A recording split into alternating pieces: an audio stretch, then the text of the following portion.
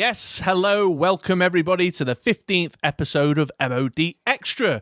We are two overgrown man nerds who worship at the broad church of nerddom, who come together every 2 weeks to talk about the nerdy things that we've been worshipping. I'm Chris, otherwise known online as the True Mr. Six, and that guy over there is Andy, aka Vincent Vega. Yes! What? That was an intro in one. Oh yeah, well done. Booyah! Any of you fucking bricks move, and I'll execute every motherfucking last one of you. What a line! What a line! What a movie! That Tarantino, he's a clever man. Who? Tarantino. Yes, welcome everybody. We're at our 15th episode and we're back once again to talk nerdy movies, nerdy TV shows, a little bit of comic book stuff this week, as per our usual routine. Aye. We've got two pre-prepared segments for you for your listening pleasure.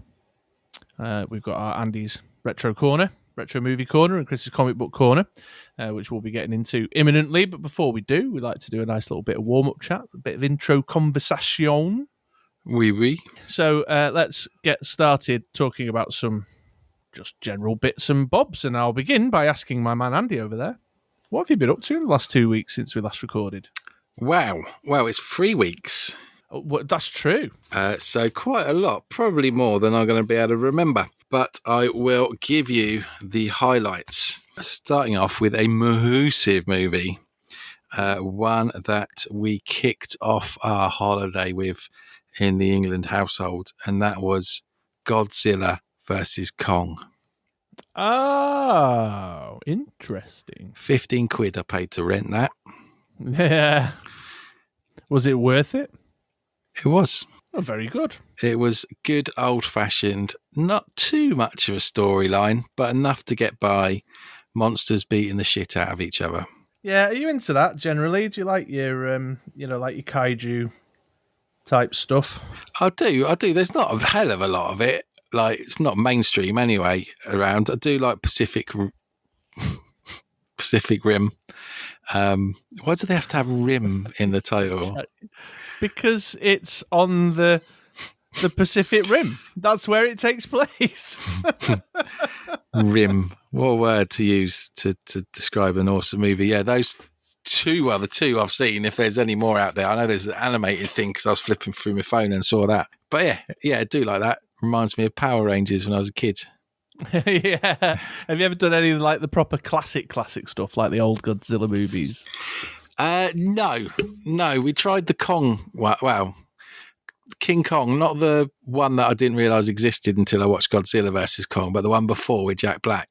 That was shit. That was like 3 hours long. We walked out of the cinema. It's the only film that we've actually walked out of a cinema for was that. Really? Yeah. Wow. That's like... I don't even remember it. I know I've seen it. Thomas Crown Affair bad, that. What? Thomas Crown Affair wasn't that bad, was it? Thomas Crown Affair is one of my wife's most hated movies of all time. Really? I mean, I can't comment because it's been... I think I watched it the year it came out, maybe, and that's the one and only time I ever watched it. On the Thomas Crown scale, Kong is bad. So what's that? What's The Greatest Showman with the family lamb? I really like that film. Do you? I do. Can't stand it. I love a good Twinkle Town musicale. I don't mind a musical. I can't get on board with The Greatest Showman. That's a surprise. Well, no, it doesn't, because we are vastly different in what we like. But anyway, watched it a few times, enjoyed that. Now we get down to the nitty motherfucking gritty. There is a series on Disney Plus that I have been hankering for, which I put aside some time. Mighty Ducks Game Changers. I saw it. I saw it was on there. Do you know what they only went and done? What have they gone and done? Fucking drip feeding it to us. Oh no, they haven't, have they? And I didn't realise and got to episode 4, and then it stopped, and I was like, "Oh, you have not, Walt! How very dare you!" And yes, so I've got to wait till Friday for the next one of that, and it's just like, no, it's been out for obviously it's been out for 4 weeks. I thought it was longer, but as a result of not being able to watch more of the series than I wanted to, I then dialed back to the Mighty Ducks, the original. Oh, of course, yeah. And then followed that up with D2, the Mighty Ducks, one of my favourite movies of all time, which was brilliant. So I enjoyed those immensely. And then, due to unforeseen illness earlier this week, I managed to do something so listeners wouldn't have to if they wouldn't want to, and that was to try out some Netflix own movies, or what do they call them? Netflix originals, Yeah, which is a massive variety of success here. So Love versus Monsters. Oh yeah, they've been trailing that one really heavily with the dude from Teen Wolf the series and Maze Runner. Enjoyed it, thought it was good.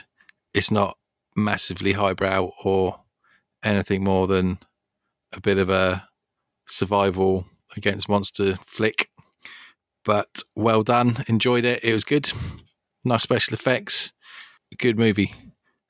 Recommended. Next one, Thunder Force, a superhero comedy. Yeah, I saw that one. Again, I didn't watch it. I saw it trailed. Average.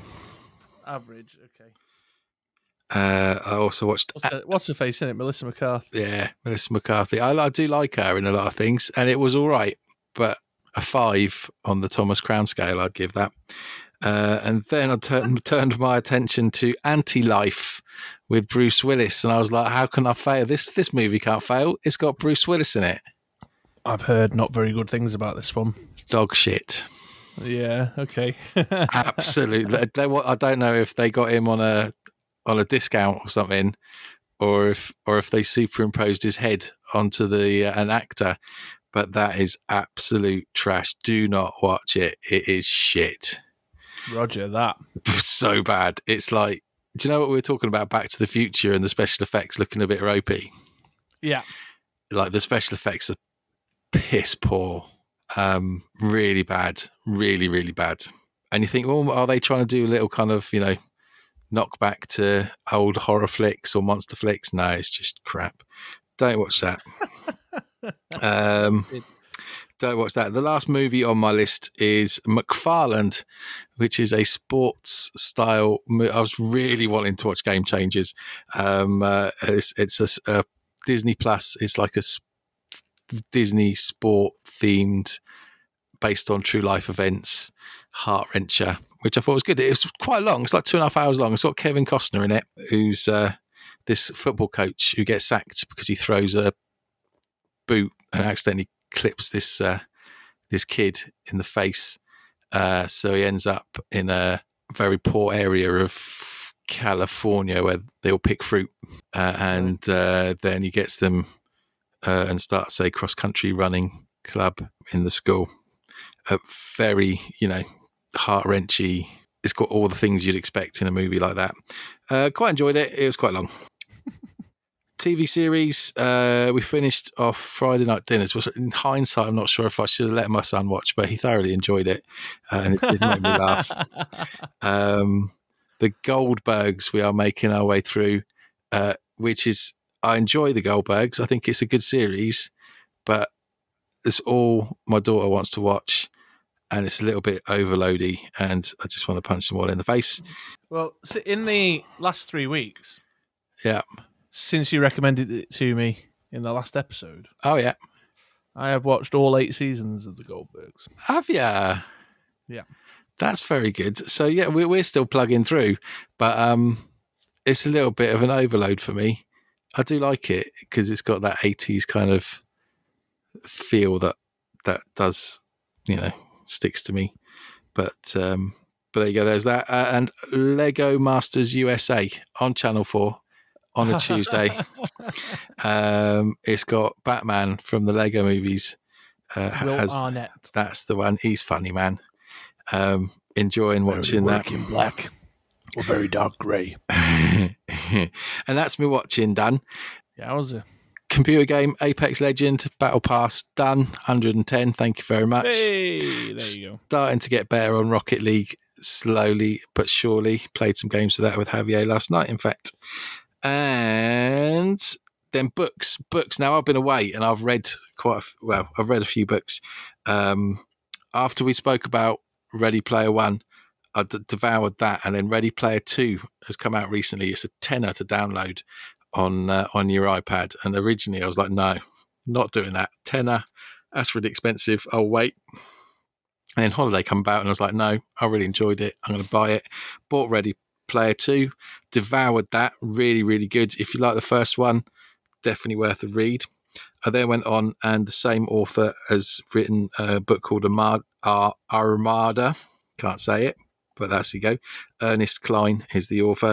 Armada, which is a wicked book, all about how the government has trained us gamers in flight sim and combat games to defend the Earth against an alien attack using drones through the form of controlling them as part of a computer game.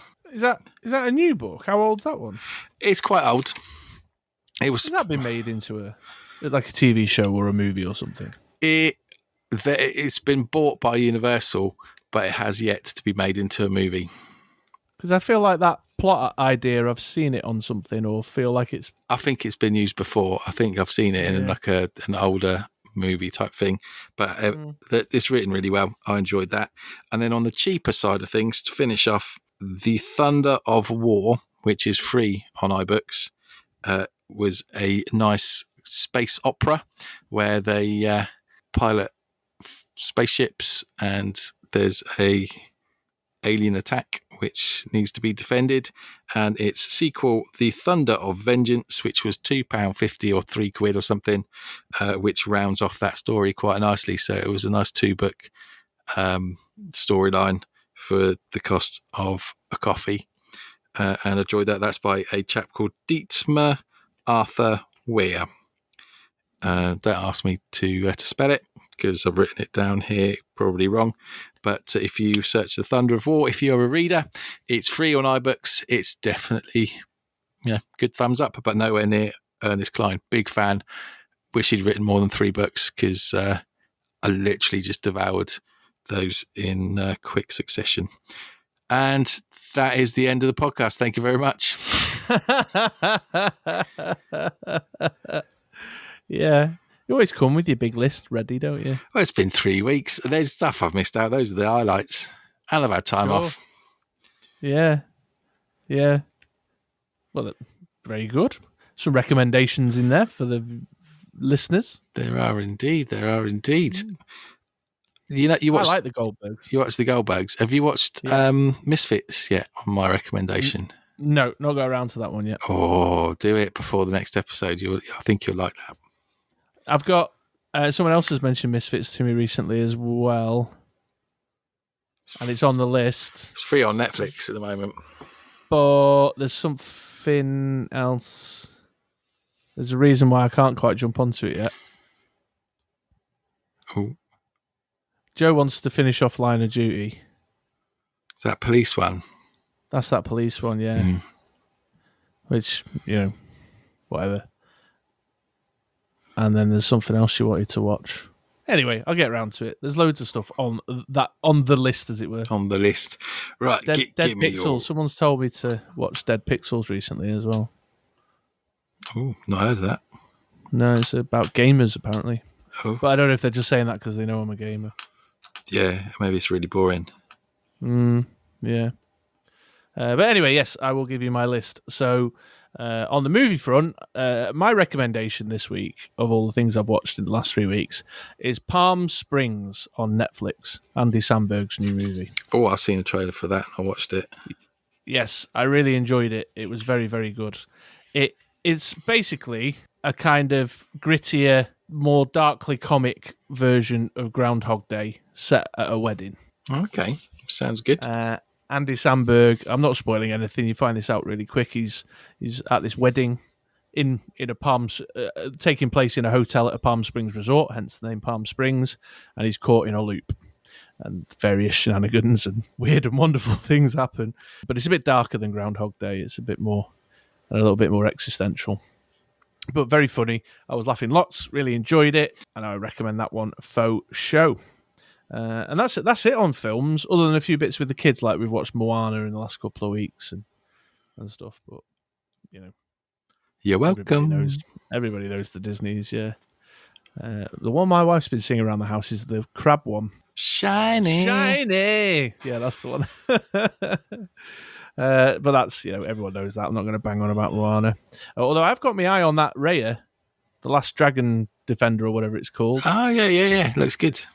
Yeah, it's on like early pay-per-view right now, but on June the 2nd or 3rd, it goes free on Disney+, so I'm waiting for the freebie. Yeah, I still want to watch that Soul. I've not watched that yet.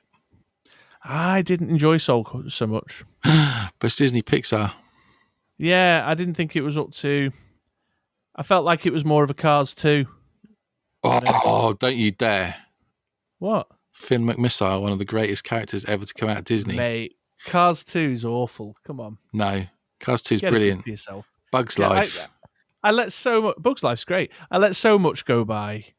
And I'm happy to accept our differences, but in this instance, you can't sit there and say Cars 2 is good. Cars 2 is very good. There is no justification for that outrageous comment. Michael Caine, never in a bad film. I mean, I do like Michael Caine, but Cars 2, no, sorry. Speaking of animation, I've been watching some cartoonies lately. Ooh! So I finally got round to finishing the Harley Quinn cartoon, the first season of that. Which, incidentally, season 2's done and dusted in the US, and it's still not been televised over here in the UK. I don't know what's going on with that. Dear. But it's very, very good. It's very good, kind of adult animation type stuff. And I've been finishing off that Solar Opposites, that I think I mentioned to you, which is on Disney Star as well. The kind of poor man's Rick and Morty. Harley Quinn, I think, better than Solar Opposites. Solar Opposites passes the time well. It's all right, Good. Yeah, and then I watched the Warwicker trilogy on Netflix with Bill Nye, which it's like sort of 3 extended television dramas. You'd like it, actually. It's very kind of Sunday night ITV feel about it. Oh, like a Midsummer Murders. Is it a Taggart?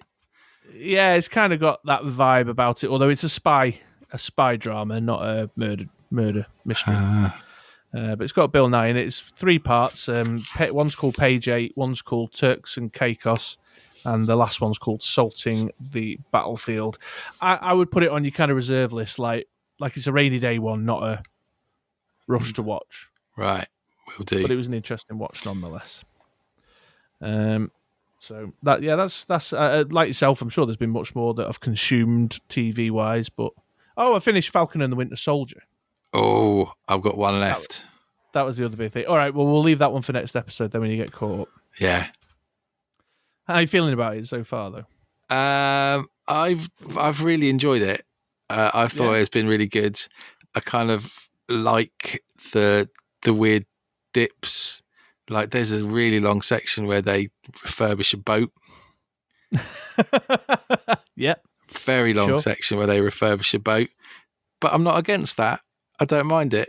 It doesn't all have to be action and fast paced. Sometimes, superheroes want to have a hobby.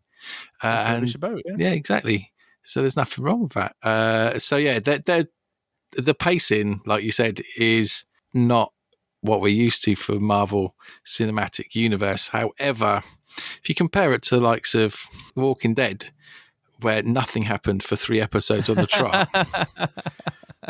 True. It's got a bit more pacing to it. It's The Walking Dead is crazy. What happened in this episode? Oh, Saul planted some carrots. Oh, that's lovely. What happened in the next episode? The carrots grew. What happened to the 3rd episode? They ate the carrots. What happened to the 4th episode? Everyone fucking died. Walking Dead season 3. So yeah, it is a bit wonky, but I quite like it. I quite like seeing the other side of his life And it makes me really angry that he's not got loads of money when he helped to save the world. Yeah, I get what they're doing. Like, I think it is solely a pacing issue. It's not the actual what they're doing in that slower pace. I think you're right. It's nice to add dimensions to these action heroes. I've got certainly no objection to that. The rhythm. It's like the rhythm of it's funny. Yeah, it is, because they had it was like really fast paced. They're having a fight scene, it's all happening, blah, blah, blah, blah, blah. Slow down. And then right at the end, we got Pacey again. I kind of like the baddie girl in it. Obviously not seen the last one, but I don't dislike her. She's not super evil. No, although I feel like she doesn't, I don't know. She's considering how many dimensions they're trying to put on Bucky Barnes and Sam, she's very two-dimensional, I feel. Yeah. They've tried to place her in a shade of grey around what her motivations are, and I'm just a bit unconvinced by it. Is she in the comic books? She, what's her actual name? Kari, something, yeah. It doesn't ring a bell. I mean, the name Flag Smasher, that's a villain. But not. They weren't a group. It was a guy who had like these acolytes. So that she's not very. To my knowledge, I'm not saying there isn't one, because there's decades of this stuff, isn't there? But I don't think she parallels, and their storyline doesn't really parallel. Yeah, I don't know. It feels to me with Falcon and the Winter Soldier that the pacing's a bit off, and they're trying too hard with some things. Like it's a bit like overly sincere and a bit telegraphed and in your face. Yeah. Let's see how you feel after you've watched the last episode. Yeah. Go from there. Well, and they've done something that annoys the living shit out of me with these things. Oh, that's something to look forward to. Yeah. Well, it's the same with the Star Wars stuff. You've seen it. It's these random cameos bringing in characters, Or does Loki turn up in the last one? No, but they've got the Dora Milaje and Sharon Carter, haven't they? Oh, is that going to be one? They've just chucked him in. They've already turned up. Yeah, but is that going to be a series on its own right?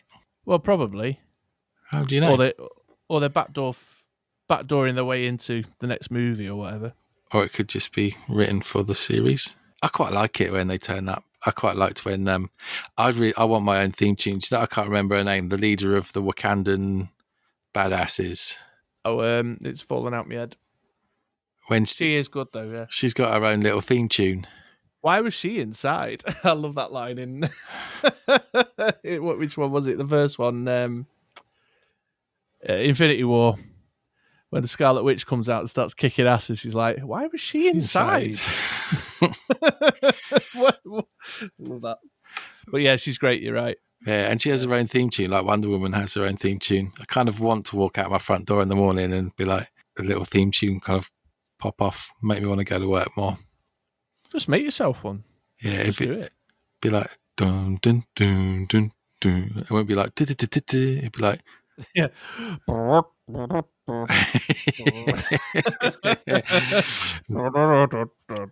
the Bentley Hill theme tune going off. No, that's too fast paced. True story. Definitely for me today.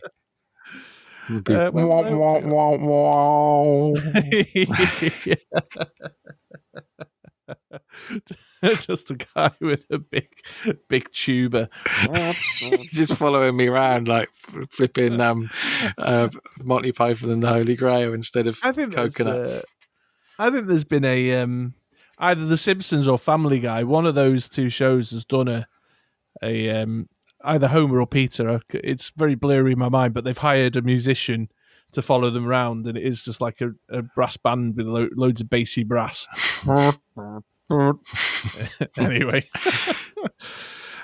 reading wise, I'm obviously not as literate as you, because I've recently read the Justice League Trinity War graphic novel. Oh, very cool.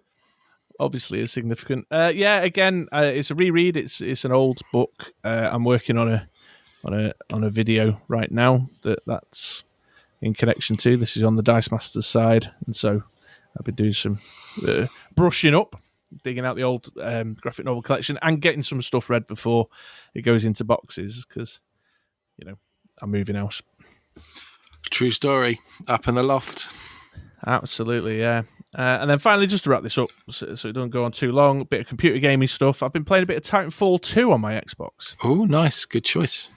Yeah, just I was feeling at a bit of a loose end, didn't fancy Apex. I'm in that lull for me where, I hit 110 and it's getting a bit repetitive. And also, if you notice how sweaty it is at the moment, it's like even worse as people are rushing to get themselves over the last few hurdles before they can't do it anymore. It's just got really aggy out there. A lot of the casuals kind of wander off, and then when the new thing turns up, there's more people about. Yeah, absolutely. And I was just getting really tired of getting Revenant, Octane, Horizon pushed. I was just like, oh, for God's sakes. So I had a little go on Titanfall 2 because it's, just lightweight multiplayer kind of fun. And then I've done a little bit more. I've been back on Legends of Runeterra, the card game, on the virtual card game.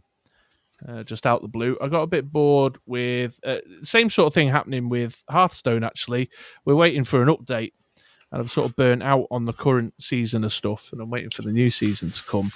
But I felt like I needed a virtual card game in my life, so I jumped back over to Legends of Runeterra and been playing around with that and seeing what's new over there. It's all right. It's okay. I don't like Hearthstone. I don't like playing the main constructed card game. I like doing the drafting versions of it and stuff. It's all right. It's okay. What was that? New tricks?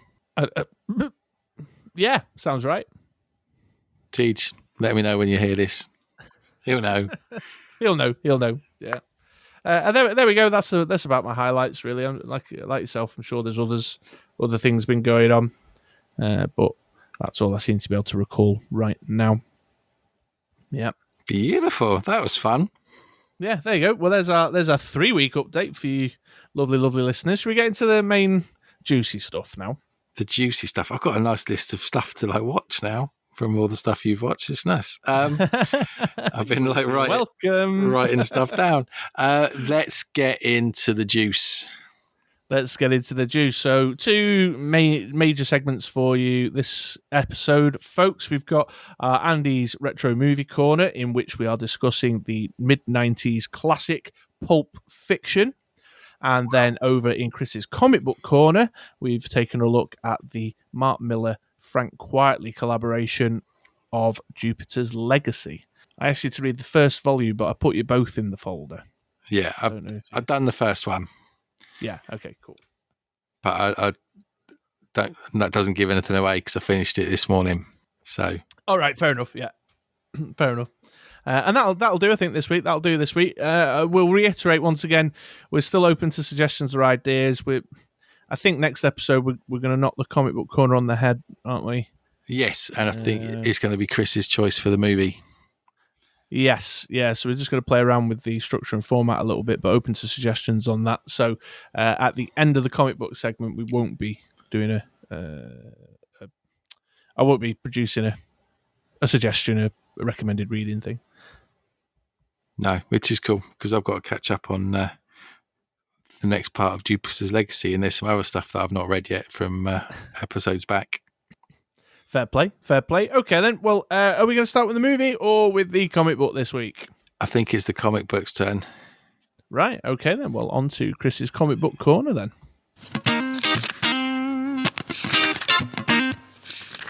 Yes, right. Welcome back then, folks, to Chris's Comic Book Corner. As I mentioned in the intro just there, we're taking a look at Mark Millar and Frank Quitely's Jupiter's Legacy. I'll give you the blurb quickly there. This is from Comixology. It says, the comic book event of 2013 arrives as superstar creators Mark Millar and Frank Quitely give us the superhero epic that all future comics will be measured by. Well, that's a lofty claim. The world's greatest heroes have grown old, and their legacy is a poisonous one to their children, who will never live up to their remarkable parents. Unmissable reading. Unmissable reading. Yeah, there you go. Wow. So not a lot given away in that blurb there, particularly. Other than the sort of key theme, I suppose, certainly in Volume 1, that key theme of the generational difference, the parents and the children. Yeah. So to give the listeners and yourself, Andy, I suppose, a little bit of background, Jupiter's Legacy is currently made up of 2 volumes. The third and final volume is coming a bit later this year. Oh, so it's very new then. Yeah. So this one came. This was sort of 2013 and ran for 6 issues, sort of over into 2014.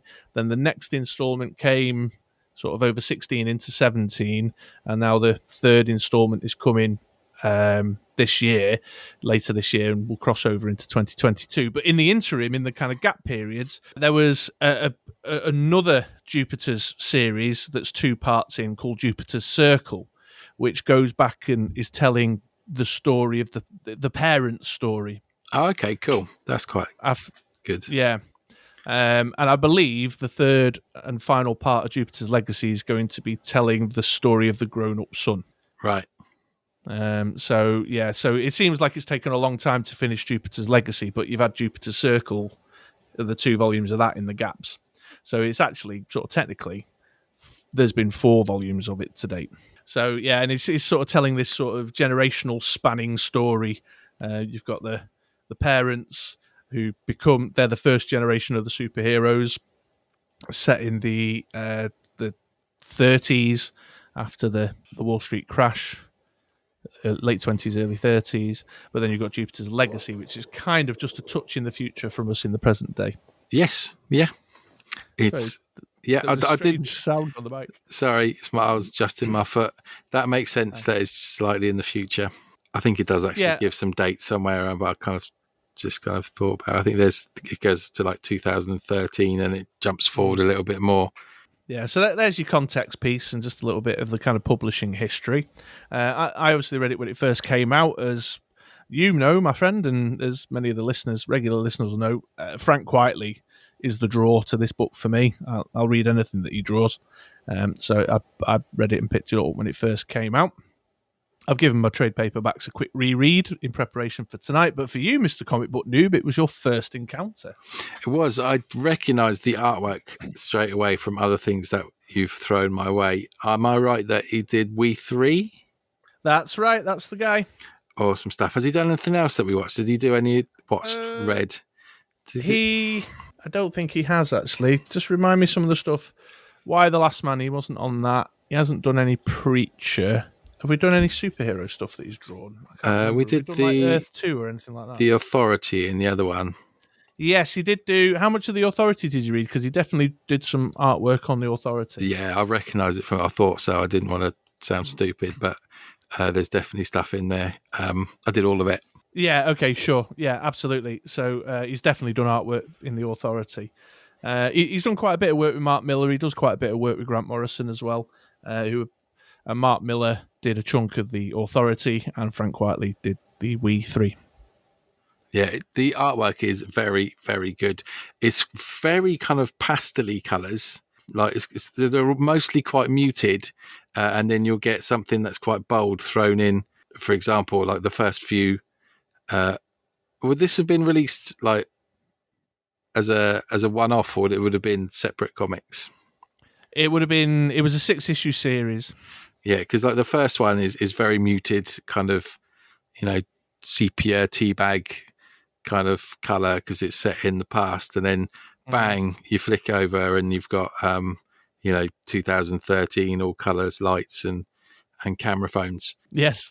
So I mean that transition works from kind of one page to the next, but I'm not sure if then that goes into. No, I think it's the same issue, so that makes sense and that works.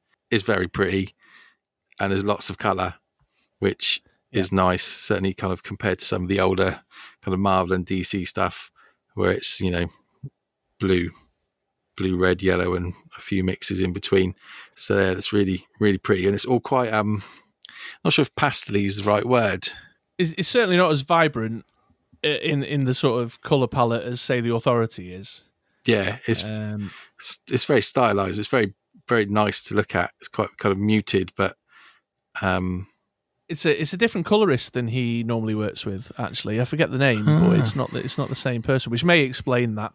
But this is yet another example of you just talked about the kind of your Marvel DC stuff. Another example of when it's a self-contained piece of work that has sort of full creator control and they can take the time over it. the artwork quality is higher when compared to, say, Batman issue 600, churn it out kind of stuff. Yeah, I'm just flicking through now, and like a shirt's got like at least 3 or 4 different tones of colour in it, as opposed to just a block of blue. Yeah, it's less production liney. Yeah. Oh, good. I'm glad you enjoyed the artwork. What about the story and the characters? It reminded me of like Days of Our Lives meets superheroes.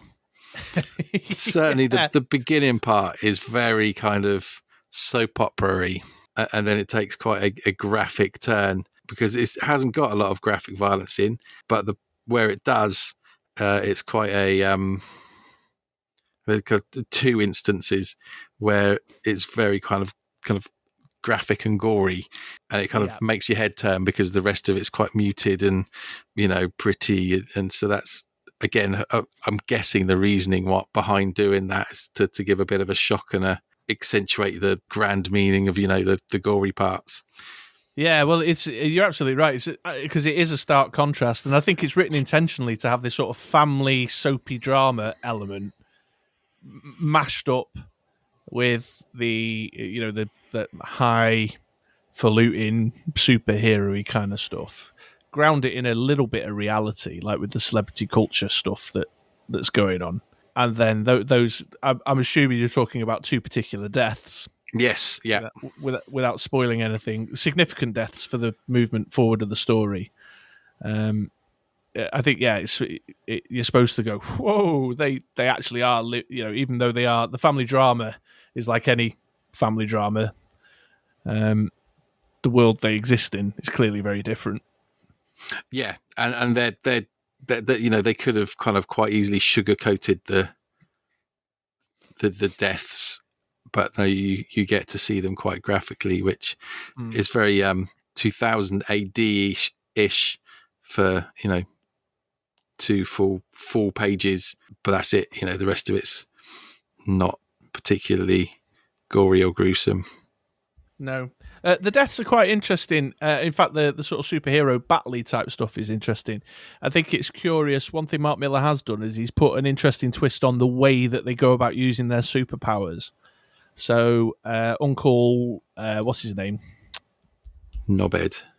Yeah, absolutely, Uncle Knobhead, who really is behind all the antagonism in the story. He's a telepath, and we've seen sort of telepathic powers used numerous times across films and comic books before, but he uses his in a really kind of dark way.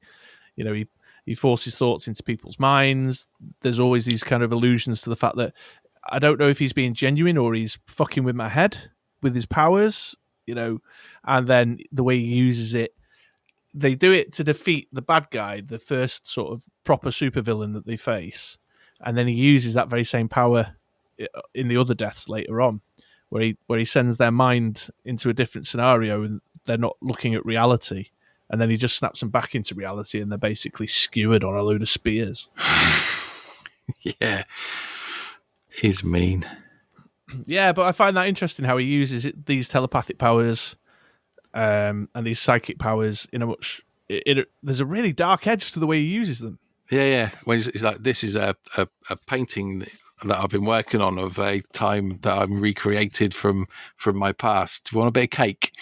At this moment in time, my friends are absolutely kicking the living shit out of you. In fact, your spine has just turned to dust. But don't worry, it'll be over soon. Do you want a bit of cake? It's like that's a bit dark and really sadistic.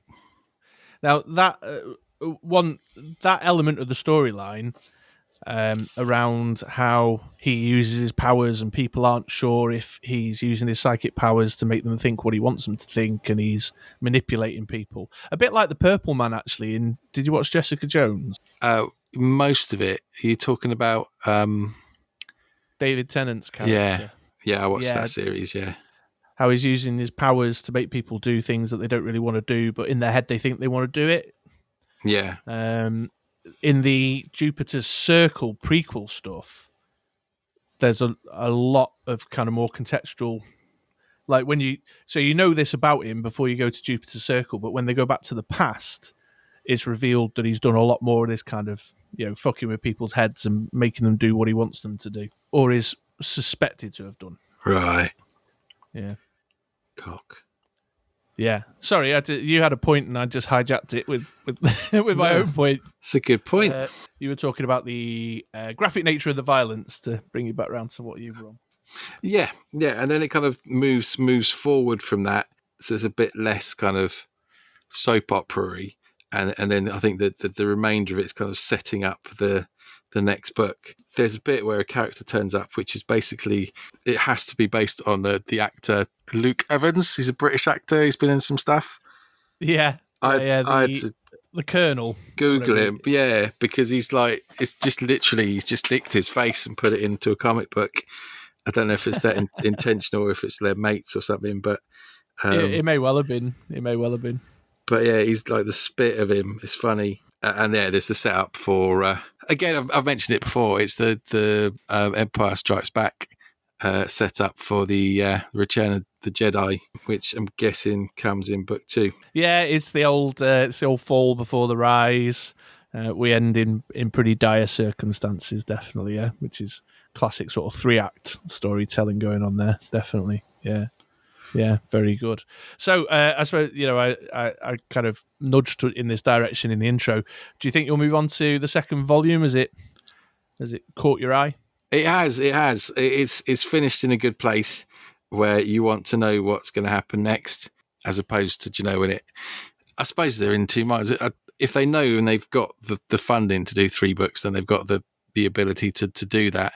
I suppose in some instances with series or movies, they don't know if they'll get another bite of the cherry, so they can try and finish it off, but then you're not wanting you're not too bothered to go on to the next one. But yeah, there is a grip to the storyline that I want to know what happens next, so I will be indulging myself in the next book. Very good. Well, yeah, I put it in the comics folder for you. Awesome stuff. I'm glad that I like the son when he comes into the story later on and all that stuff around, like cheering him on when he loses and faking getting beaten up by the bullies and stuff. And it's just written in a really humorous way. I really enjoy that kind of element of the story, that it is a bit of light relief after some pretty serious shit. But I enjoy the family dynamic of the daughter and her boyfriend and the son. Yeah, it's cool. Yeah, very good. Okay, well, there you go. There's a Andy England recommends. That's an Andy England guarantee right there. Jupiter's Legacy Volume 1, and maybe we'll find out in a future episode how he feels about Volume 2. Hell's yes. Hell's yes. Hell yes. All right, well, as we said before, we're not moving on. We're not doing a comic book corner in the next episode, so I'll wrap that one up there. However, if there is any recommended reading that you'd like us to try out, please do still get in touch as you have done with your suggestions. You know where to find us. You can jump onto our Discord, which has got a link in the bottom, and we've got a comic book corner channel in there where you can drop comic related conversations or drop us an instant message over at facebook.com/MoDXtraCast. Right, let's get on to the cinematic stuff, because I know you'd be chomping to have a good natter about this. Chomping, yeah, on a ball gag. Onto Andy's movie corner.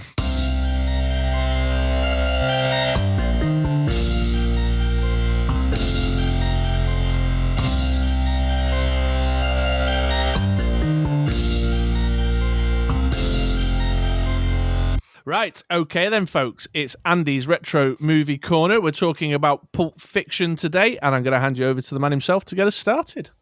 Yes, so an absolute classic, Pulp Fiction, the movie with a million quotes that you can rattle off from memory. Let's start off with the synopsis. Let's have a look and see how Nile TV is doing it today. Looks pretty brief. Quentin Tarantino's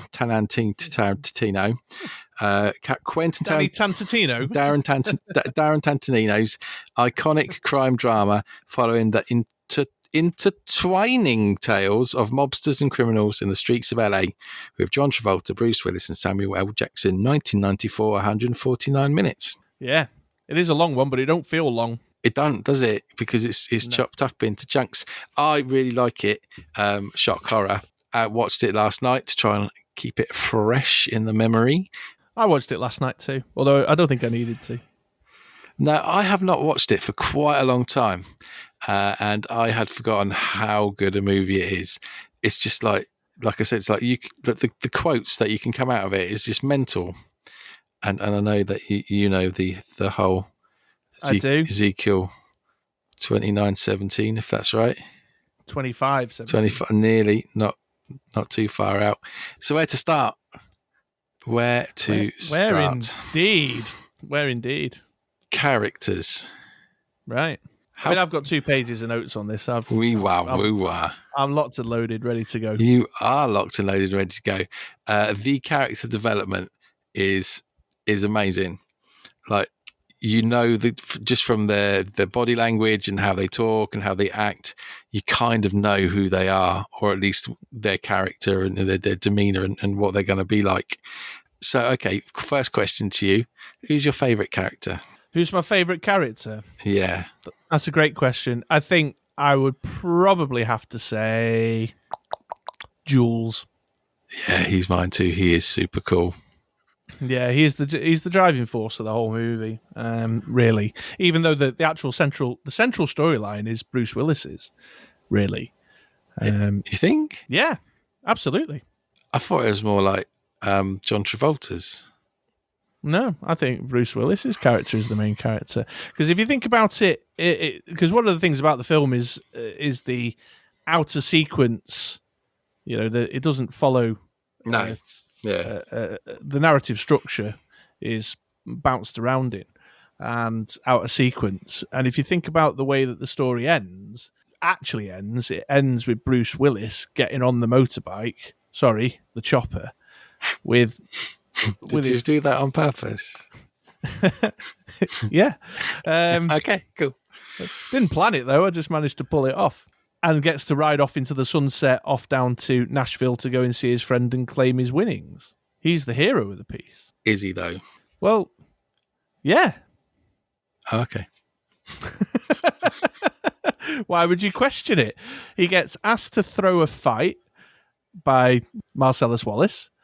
He gets paid to do it, and then he goes, no, fuck that. That's really dishonourable and, against the law. But there's an opportunity here. So he gets the better of the criminal underworld. All the people that he kills, aside from the guy in the other boxer, which you could argue, knew that's just one of the risks of the sport, are all bad guys themselves. And he's driven by an honourable purpose. The only reason he goes back to the apartment is because he wants his father's watch, for example, which has strong historical significance to him and sentimental significance to him. The guys with their, gimp dungeon are clearly nasty pieces of work. Vincent Vega is an assassin who works for a crime boss.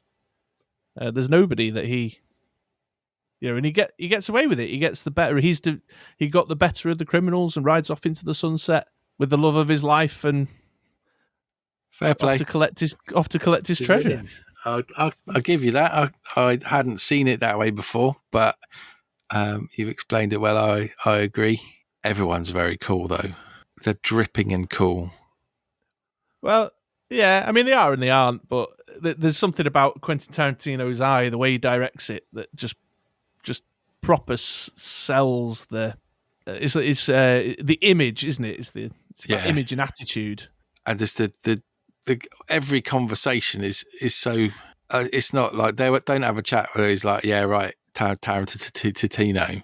It's all like, well, do you think a dog's a dirty animal? And let's have an in-depth conversation. It's what I can imagine that you talk like at work. Well, I can't comment to that, but that's the dialogue piece is really interesting. Like you mentioned, the characters. Each of the characters in the film, it is just a I don't know what the word is, like we've seen him a bazillion times before. Crime boss, gang boss, two sort of his goons, in Jules and Vincent, his hired guns, Yeah. You've got Mia Wallace, who's like the gang, the typical gang boss's wife, the mole, the mafia mole kind of character. They are historically very traditional for a crime movie. Winston Wolfe, the fixer, and all that. But what Quentin's done is he's just like placed them in really mundane real life shit. You know what I mean? Like he's put this layer of reality on it and I think that's where the cool comes from. Right. See, I watched this movie and I thought there's a lot of stuff going on here that's going way over my head. But everyone's really cool and they're all saying cool stuff. Well, I mean, I can put some layers on it for you if you want me to, but there's definitely like the imagery, the image, and the attitude, and the is very. It created a whole cinematic fashion of its own accord, didn't it? What's that? What, chopping it up into different things? No, I mean like the Tarantino sort of movie language, like the way you dress people, the black suits, white shirts, black ties. I don't know how to describe it. It's like the cool in it. He's borrowed from all these different sources that he's soaked up from his time just watching movies as a video store clerk, and just obsessively kind of soaking up all these influences, and then just packaged it in a way that was just really super heightened cool. Yeah, it is super hype and cool. But they are all just fundamentally characters that we've seen a bazillion times before. The extra layer is that dialogue, and that dialogue is just reality, isn't it? People wouldn't sit in a car in silence thinking about going and killing what's his name and his mates over a briefcase. They would go, "Oh, I hear you've just come back from Amsterdam." That's the kind of conversation normal people would have. Yeah, it is, but it's not. I mean, it's very kind of stylized. Yeah, super kind of stylized. Like every conversation, like either he's getting the cab ride after the boxing match, and she's like, "So what's it like to kill someone?" It's all done in a certain way, isn't it? Yeah, it's that Tarantino style dialogue.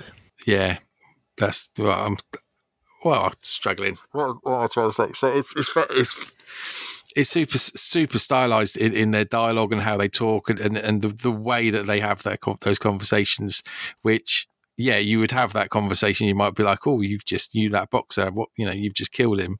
What's it like?" But it wouldn't be to the amount that. Oh, help me out. It's so convoluted. I think the best word, I think we've already said it, is stylized. Is that it's just this kind of this heightened awareness of the fact that it's movie dialogue in the way that he's written it, and that sort of quick fire pace to it all is very stylized. But the subject matter is just really like very normal and mundane. Where did you order your burger from? Oh, it's a Big Kahuna burger. What do they call a Whopper in Paris? In Amsterdam, the Royale with cheese or whatever. It's all very kind of mundane, but there's something in the it's like a flavour that he adds to it in the way that he's written, put it together. Do you reckon he talks like that in real life? I've not seen any interviews. Do you imagine? I've no idea. Yeah, I have seen him. He is very kind of quick talking, but it's written intentionally to be like a cinematic style of conversation. I like the fact that he's got "bad motherfucker" on his wallet a lot. Yeah, it's the way he says it to Pumpkin, or Ringo as he calls him. He said, "How will I know which wallet it is?" And he says it's the one that says "bad motherfucker" on it. And you think he's being glib or sarcastic, but no, it actually says bad motherfucker on it. It's brilliant. Here's a question, and it's a question more to our listeners in America than to you. And I would like to know if there really is restaurants out there like Jack Rabbit Slim's, because that place is amazing. Yeah, Jack Rabbit Slims is good, isn't it? They do exist. I visited one myself in New York when I was there. What, but the same name or just? No, but not Jack Rabbit Slims specifically, but one of these, where all the waiters and waitresses are dressed up as classic 50s characters, like burger joint type thing. With cars in and scale yeah, like with the booths, and there was a performer, a musician playing and stuff. I want to go there. It looked amazing. Yeah, I bet if I asked Jo, she'd remember the name of the place we went to. But yeah, I've certainly been to one in New York, but whether that's a kind of tourist trap or not, I don't know. It's definitely better than a Beefeater. Did you notice the little cameo in Jack Rabbit Slims? Steve Buscemi. Yeah. I didn't know it was him before until last night when I was like, oh, hello. Yeah. It's Steve Buscemi. And he was actually famous. Well, he wasn't like as famous, but he'd been in Reservoir Dogs, didn't he? Yes, that's right. Yeah, he just rocks up. As Buddy. So what are other layers of that film then? So from the layman's of just sitting back and watching a movie and thinking that was cool. Yeah. And, they talk, I've enjoyed watching their kind of stylized conversations. They're all strutting around looking like badasses. It's chopped around a bit. That makes it interesting. Although I noticed that you can still kind of follow it because he definitely leads you in with some bits so you know where you are so you don't get lost, which is quite nice because that would be quite easy because when he's just going like forward, back, you could get confused. But I like the way that it's led in so you know what's what. Although you know that John Travolta's not going to die, because you've seen him die earlier on. But I mean, to me, it's there's definitely more to it. I was watching it and I was enjoying it, and I've seen it before, and I could imagine that there are thousands of media studies dissertations written on Pulp Fiction every year at universities around the world. And some part of me thinks, well, that's nice. There is quite a lot of layers in there. Another part of me thinks, well, I'll probably subliminally, fucked if I can say that word, subliminally. That's the one. It's soaking in, but I'm not really noticing it. So what more layers are there? What's he doing to me behind the scenes? What's that man, in his basement with my ball gag? I can only speak to my own interpretation, really, but you're absolutely right. I think there's been a lot of contextual readings of the film. I'm not sure you can scratch below the surface too much because I think there is some part of Quentin Tarantino that was about, I just want to make a cool movie, Yeah. So I think there is something, I don't think you can scratch too far below the surface, but that whole thing about the mundane, and there's a lot of stuff in there. It all hangs on Jules' divine intervention moment and about his realization at the end of the movie, his decision to pack it all in and try and do something more spiritually meaningful with his life. Yeah. Because a lot of the movie is about, to kind of explain that, like even these people who have kind of obscure fringe lifestyles that you either interpret as really cool because you're like, yeah, look at these guys, the gangster, whether you like the OG gangster cool of it, or they're fringe and you think they're the scum of the either end of the extreme, whatever your opinion is on Jules and Vincent and Eric Stoltz, his drug dealer, and Marcellus, whatever your opinion is of them, even they actually lead just really bland, boring, mundane lives, and that there's an absence of meaning in anything that they actually do.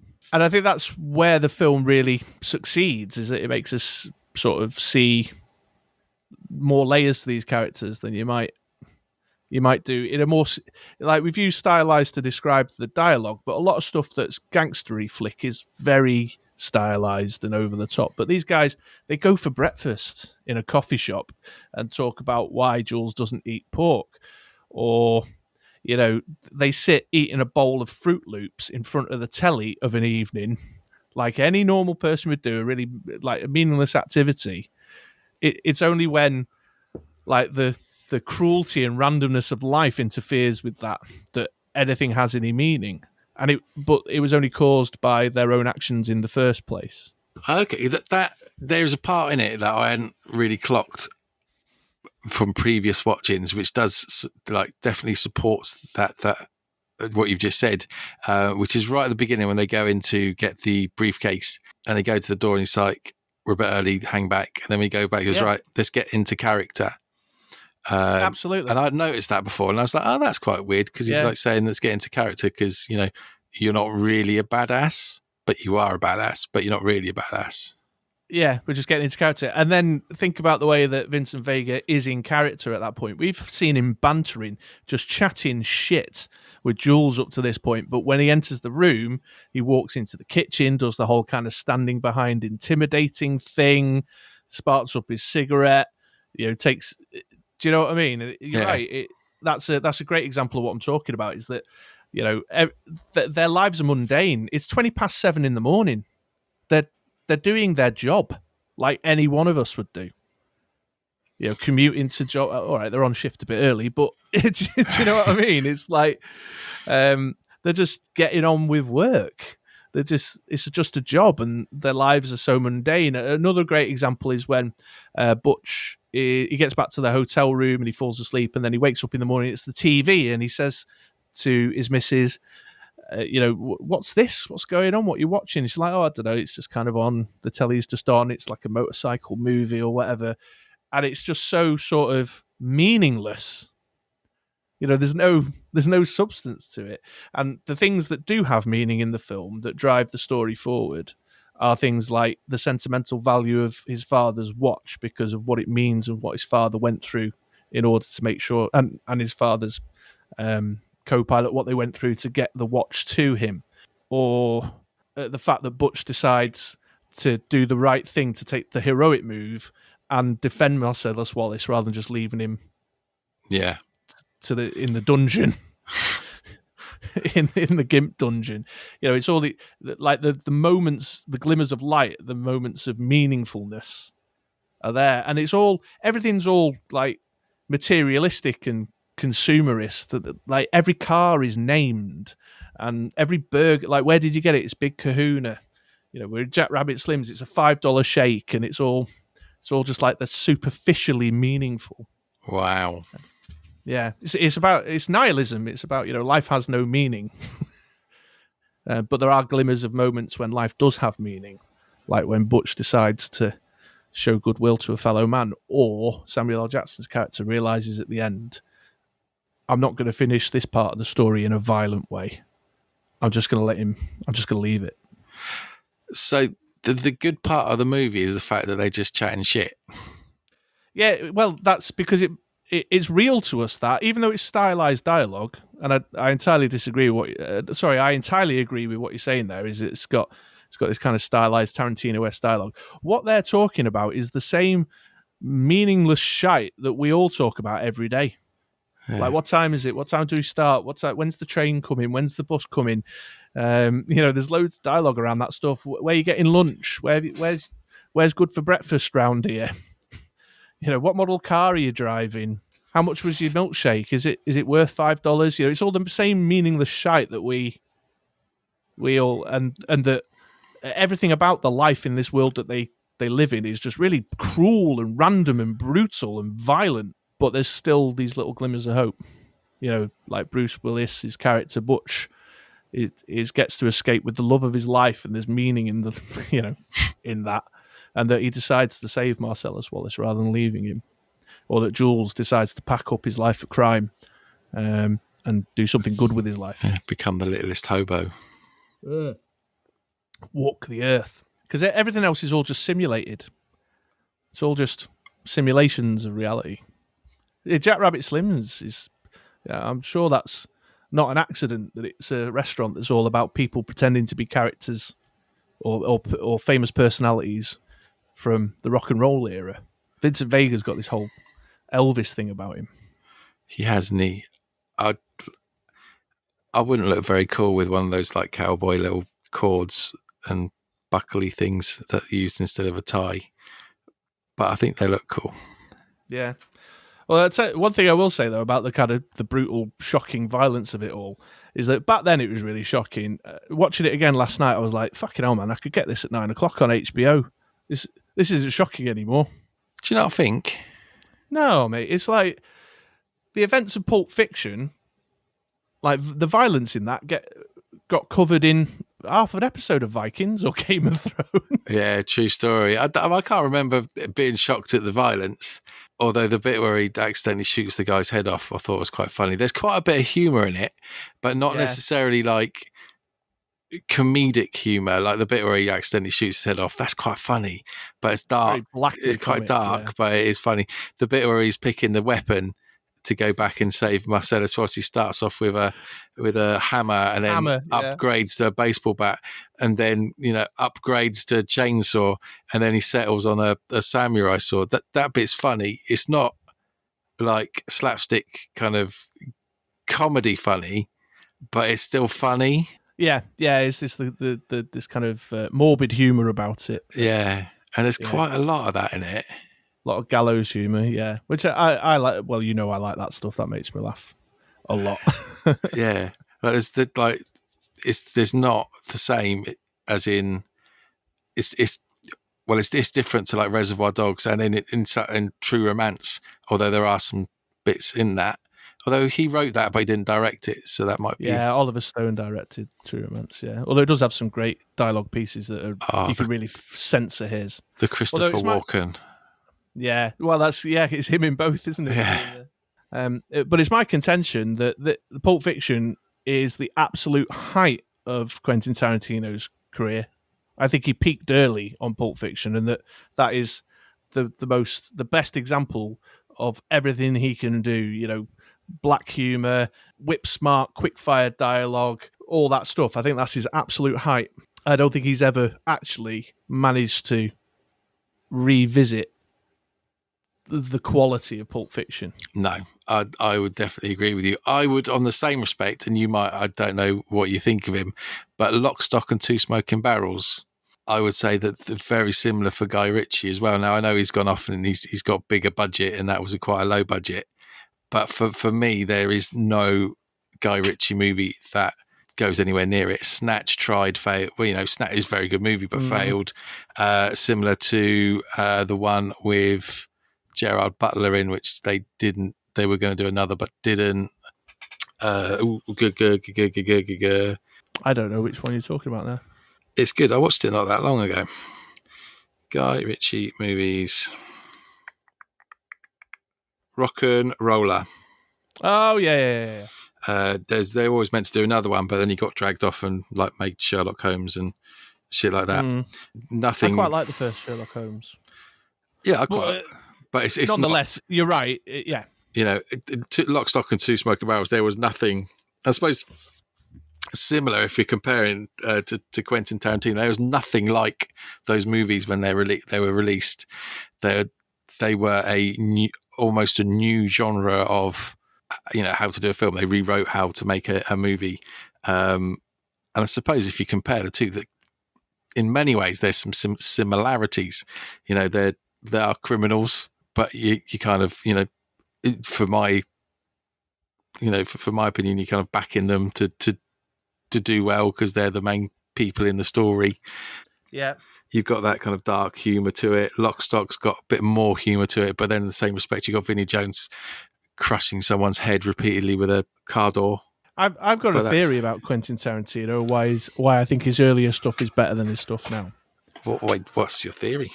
Well, I think that as a aspiring writer-director working in the video shop, just absorbing all this movie stuff that he soaked up through sitting and watching movies, waiting for customers to come in and what have you. I think when he got the opportunity to make films, he kind of put his best foot forward and ploughed all his great ideas into Pulp Fiction. Reservoir Dogs is great, but it's the one, it was kind of written, and True Romance, they're kind of written in their own bubble, but Pulp Fiction was the first he kind of created, knowing that he was going to be, Miramax Studios behind him and he's the guy in charge and all that.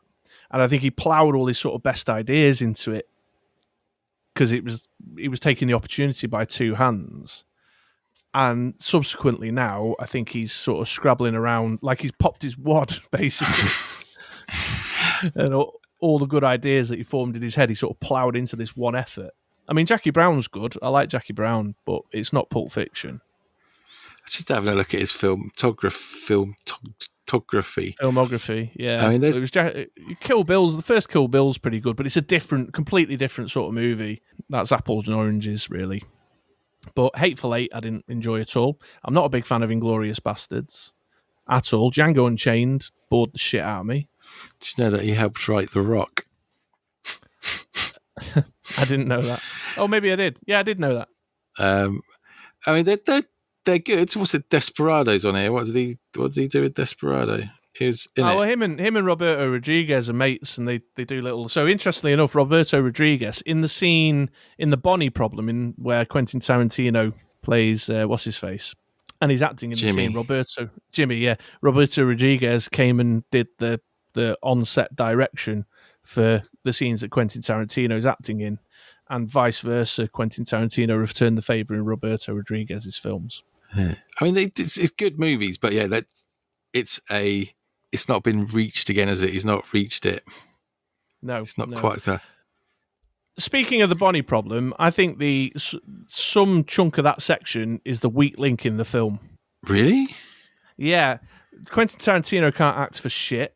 I didn't notice that he was particularly bad. I wouldn't go, wow, he's amazing, but he wasn't bad. He's not bad.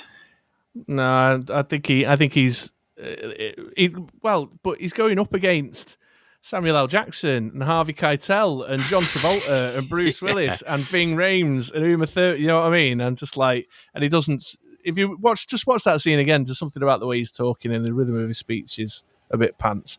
And also, I'm curious to know, where is Winston Wolfe at 9 a.m. in a tuxedo? I know, right? He's at like some kind of wedding. There's like a whole thing going on. It's like first thing in the morning. Where is he? What's he doing? And also, he's like, I'm the fixer and I'm dead smart and I haven't got time for you to ask questions.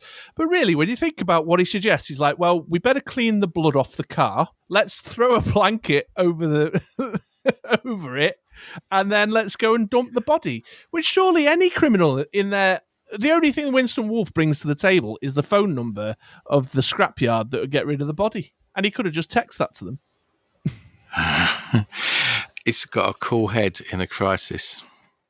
Well, that's true. Yeah, that is true. That is true. But I think the Bonnie Problem is just a bit of the weak. That's the weak link moment. It's got some great minutes, but it's a few of those scenes in the house. You know, but I'm talking about that's like the 7.5 star moment in a 10-star movie. You know what I mean? I'm not talking. Yeah, I get that. I really like the character Winston Wolfe. I think he's cool. Oh yeah, I get why he's there. I'm just on this my like 100th viewing or whatever. I was just like, yeah, I've always wondered where he is.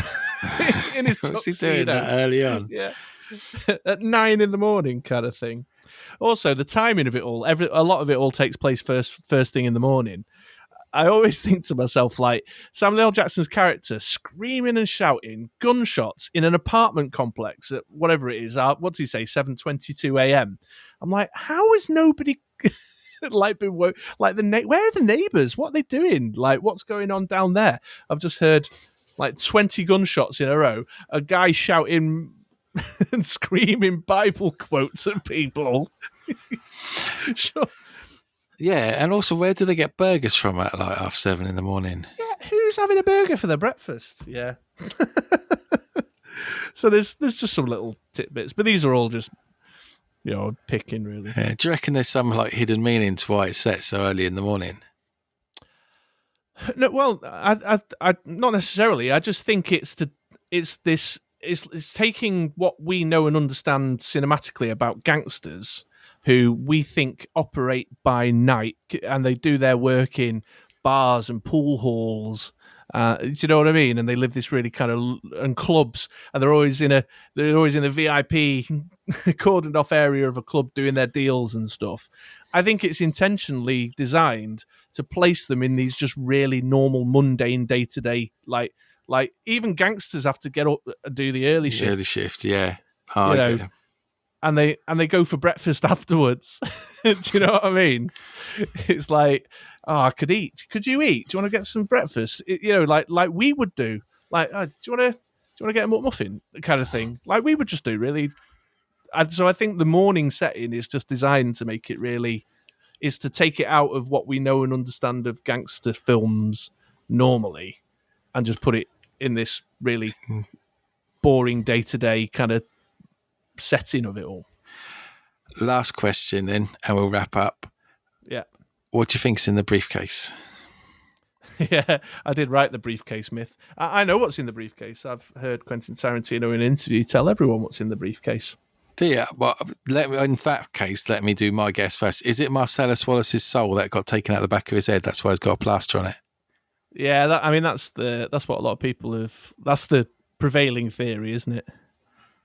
Yeah. So what did Quentin Tarantino say? It's a light bulb. He said it was 2 batteries and a yellow light bulb.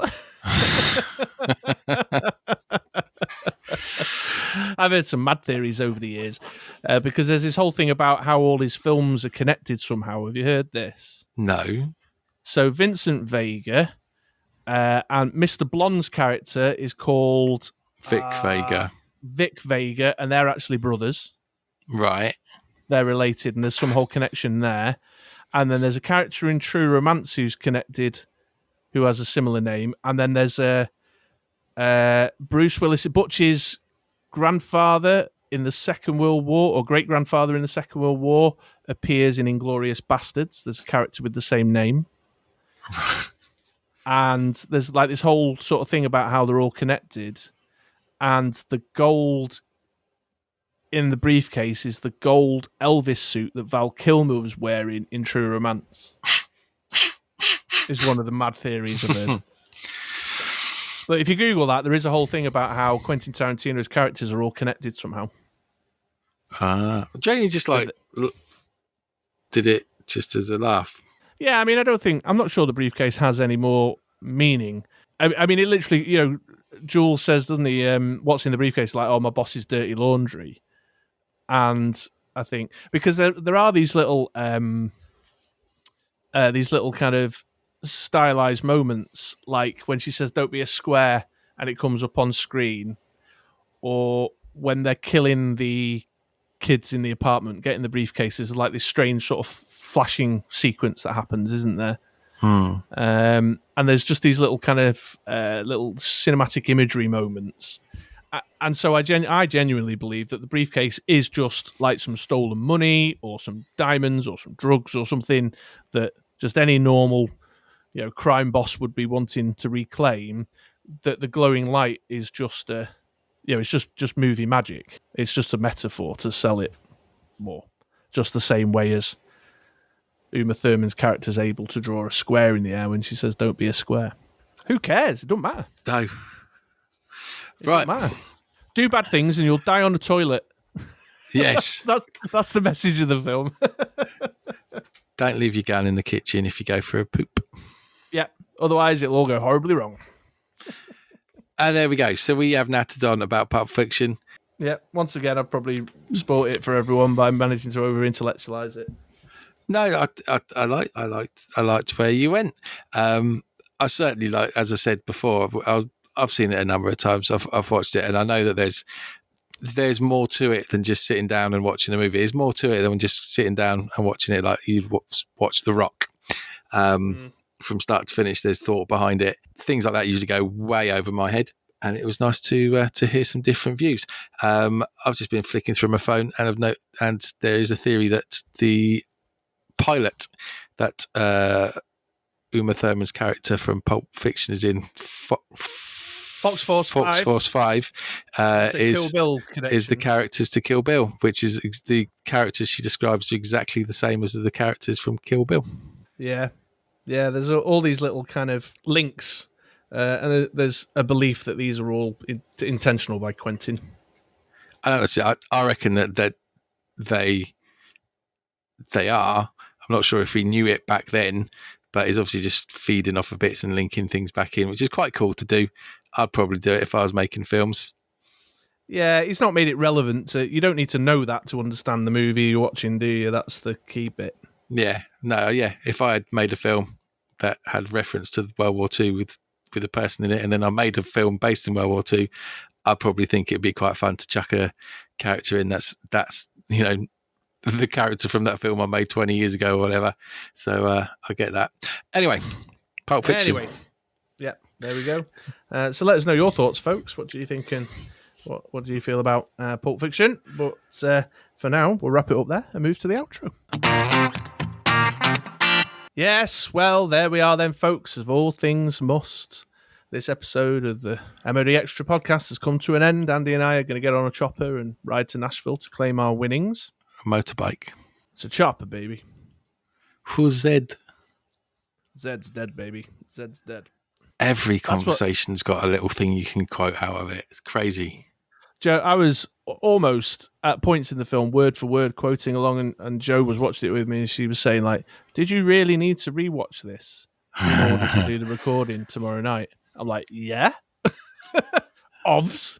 I could do that with Aliens. Well, for sure, yeah, we've all got those films. I love Pulp Fiction. I don't know if I actually said it in the segment, but it is one of my all-time favourites. It is very super duper cool. It's just the whole thing, the packaged up, put a bow on it, send it off to Cool Land, Coolsville, a la Cooler. Yeah, I think it's amazing. It had a very significant impact on me when I first saw it. Whereas Quentin Tarantino actually doesn't look very cool, does he? No, he's a bit of a goon like us. Yeah. Wow, who would have thought that a couple of blokes churning a load of shit would be popular? Speaking of which, please do subscribe if you're listening to this on on YouTube, and help us to reach our goal of 100 subscribers at least. Absolutely. Come and join us on Discord. I'll put the link in the description below. Come and get involved in the conversation over there. Recent chats have been on the subject of the new Amazon animated TV show Invincible. There's been some talk about tabletop gaming and console gaming, including the new Apex Legends season, and a bit of chat going on about Fear the Walking Dead Season 6's conclusion. So lots of stuff in addition to what we talked about on the podcast. Absolutely. Yeah. All right. Well, it's another long one, so we'll wrap it up there. We're back in 2 weeks' time, but until then... Pick your film. Oh, yeah, we need a new film. Oh, it's me to choose. It is. Oh, shit, I'm wildly underprepared for that. Okay, no, I did know what I wanted to suggest, because we talked about this a little while ago, and I said I love it, it's one of my favourites, and you were like, I've never seen it. I'm like, how can you never have seen this? It's awesome. And that is American Gangster, starring Denzel Washington and Russell Crowe. Nice. Well, okay. And on that note, I've been Chris, aka True Mr. Six, and I've been Andy, aka Zed. Mrs. Mia Wallace. Mrs. Mia Wallace. No, she goes, Mrs. Mia Wallace. Mrs. Mia. See you later, folks.